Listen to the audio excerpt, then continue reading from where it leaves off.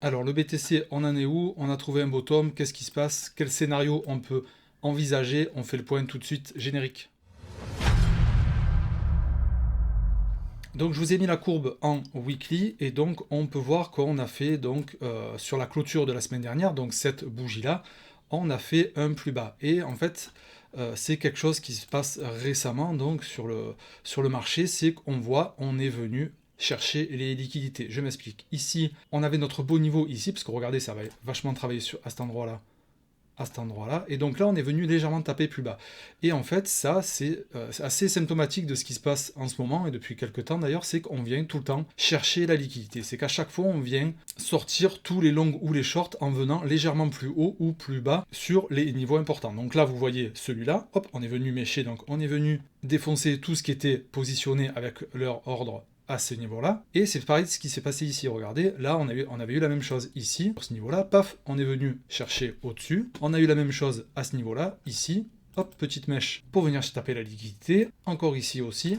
Donc à chaque fois, bien souvent, on piège énormément de monde en venant chasser ces poches de liquidité au nord ou au sud. Là, effectivement, avec le cataclysme qu'il y a eu, il y a eu beaucoup de personnes, et moi le premier, qui se sont fait un peu éclater. Ceci dit, on dit toujours merci à ces stop-loss parce que c'est eux qui limitent l'hémorragie. Si vous en avez pas, là, j'imagine même pas la gueule des portefeuilles s'ils sont pas protégés par des stop-loss. Donc, on est venu chasser la liquidité. Alors, maintenant, évidemment, la question toujours qu'on se pose, c'est que, est-ce qu'on a trouvé un bottom ici? Et là pour l'instant, ouais, c'est difficile d'y répondre, d'accord, c'est trop tôt. Pourquoi est-ce que c'est trop tôt? Parce que là pour le moment, donc déjà comme à mon habitude, moi là je trace cette zone là dans laquelle on va potentiellement évoluer dans un range. Donc je trace mon point haut et mon point bas ici. Voilà. Tant que en weekly j'ai pas une bougie qui clôture donc aux alentours des 34 000, il n'y aura pas de signal fort de retour acheteur. D'accord? Donc là, il est possible qu'on évolue encore une fois dans ce range haut ou dans ce range bas,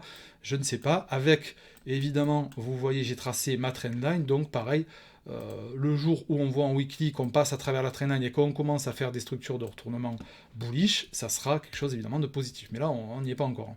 Du côté du momentum, on a, je vous l'affiche en grand, on essaie de pousser à la divergence haussière, mais pour l'instant rien n'est fait. On est là avec la semaine qu'on a passée, forcément c'est pas comme ça qu'on va faire une divergence haussière, mais donc on attend de voir quelque chose comme ça. Là c'est loin d'être le cas, ça pousse à la divergence, on fait des creux ascendants, mais pour le moment on attend la confirmation en venant casser ici, ce qui n'est pas le cas. On voit aussi au niveau des volumes des belles structures qui montrent la puissance là des vendeurs, et on a aussi, par contre ça c'est intéressant, c'est on a aussi une belle structure du côté des acheteurs. Donc là, ça a dû batailler sec entre ceux qui voulaient acheter le dip et ceux qui criaient à la banqueroute et direction les 20 000. Alors, je ne sais pas combien où est le précédent support en weekly. Là, c'est pareil. À mon avis, aux alentours, moi je dirais là, aux alentours des 20 000 ici. D'ailleurs, ça me fait penser que je vais vous afficher le volume profile. Voilà. Et d'ailleurs, oui, on avait parlé, ben, ça me revient, on en avait parlé la semaine dernière.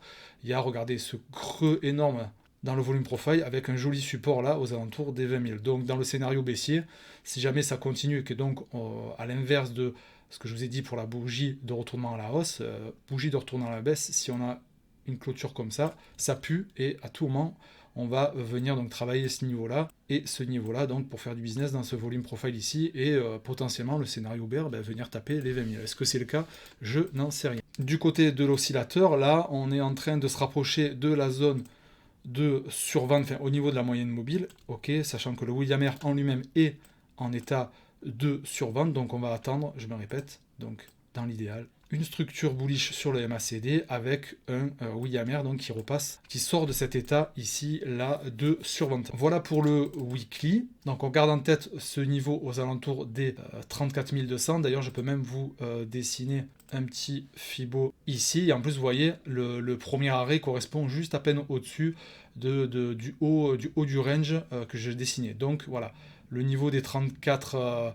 Alors on est sur combien là? 34 235, voilà, un niveau à surveiller. Mais pour le moment, encore une fois, je répète, rien n'est fait. On check du côté du daily, et du côté du daily, on voit là, au niveau de l'action de prix, et c'est intéressant, tout doucement, là, on est en train de faire, on a fait des nouveaux creux plus hauts. Donc encore une fois, c'est pas grand chose, mais c'est bien. C'est que là, on a du coup les acheteurs qui repoussent un petit peu le prix.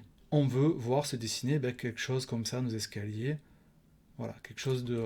un price action, une structure de prix qui serait bullish. Un peu comme vous avez par exemple ici, au moment où on évoluait entre le haut du range et le bas du range. Du côté du momentum de prix, malheureusement, on a pour le moment une convergence baissière. Donc on n'a pas de regain acheteur encore vraiment présent là. Au niveau du momentum, on a notre oscillateur qui va repasser, qui va sortir de cet état de survente, et au niveau combat toujours entre les acheteurs et les vendeurs. Donc là c'est un petit peu précoce. Je pense qu'il va falloir aller voir du côté de l'order flow pour tâter un peu le sentiment, voir ce qui se passe. Est-ce que les gens sont pas trop en train, comme d'habitude, de buy the dip et de foutre des longues à gogo, ce qui tuerait la courbe. En 4 heures, on a un momentum non plus qui n'est pas boule. Ok, là, ici, ça c'est pas boule. Des volumes qui sont pas jolis. Et en 1 heure, qu'est-ce qu'on a? On a un momentum là qui prend un peu de force. Donc vraiment rien de... peu de confirmation positive du coup en ce 17 mai là. On voit le price, comme je disais, un peu le price action, mais bon, au niveau des momentum de prix, c'est pas trop ça. Donc il va falloir surveiller donc ce range là qu'on ne casse pas, à la baisse. Est-ce que, donc on va faire, je repasse en weekly, est-ce que de nouveau, pour faire flipper tout le monde, si les gens ne flippent pas assez, on va voir après l'indice de peur et faire donc, comme je disais, un tour sur le Conalyze. Est-ce qu'on va de nouveau faire, faire des bougies comme ça là, puis d'un coup venir, bam, chercher des liquidités plus bas? C'est un scénario qui est envisageable. En tout cas là, en termes de puissance acheteur, c'est vraiment, il n'y a pas grand chose. Du côté de l'order flow, on est bien sur le BTC, on est en 1 heure, why not, pourquoi pas.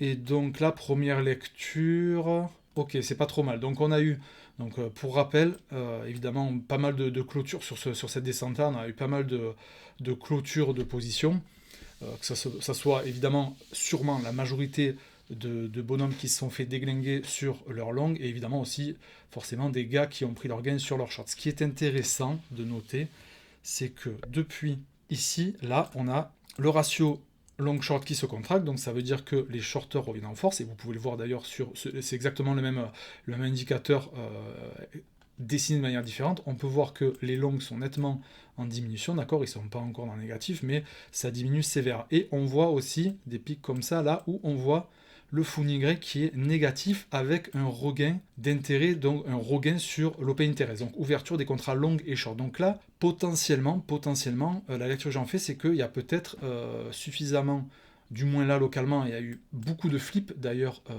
combien il est le FIR? À 8, c'est bien, ok, le truc est dans les chaussettes, pas mal, ça c'est bien.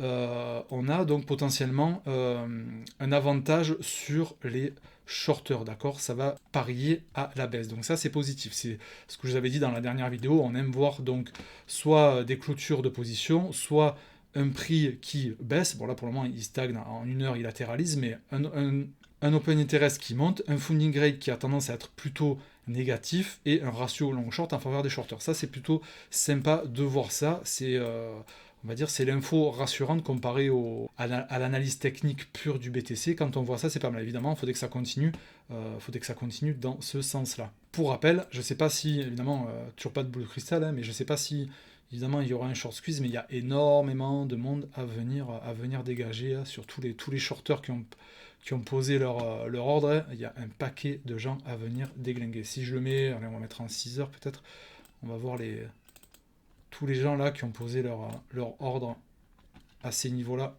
ici, donc que ce soit ici, ici, ici, ici, etc., etc. À un moment donné, comme je disais dans les précédentes vidéos, eux, je sais pas quand, mais il va falloir les dégommer. Donc là, on le voit bien en 6 heures, là, d'ailleurs, c'est intéressant. On le voit en 6 heures, là, le funding rate qui est négatif, mais ceci dit, encore une fois, ça peut ne pas être suffisant, mais en tout cas, à la lecture, voilà, c'est un élément positif, avec le Fear and Greed qui est dans les chaussettes, voilà. Pour moi, il faut vraiment voir se dessiner des choses boules en weekly, vu ce qui s'est passé, pour se dire que potentiellement, on a fait un bottom local, ce qui pour l'instant est loin d'être sûr. Voilà, c'est tout pour les BTC, je vous dis à très vite, à la prochaine, bye l'équipe, ciao.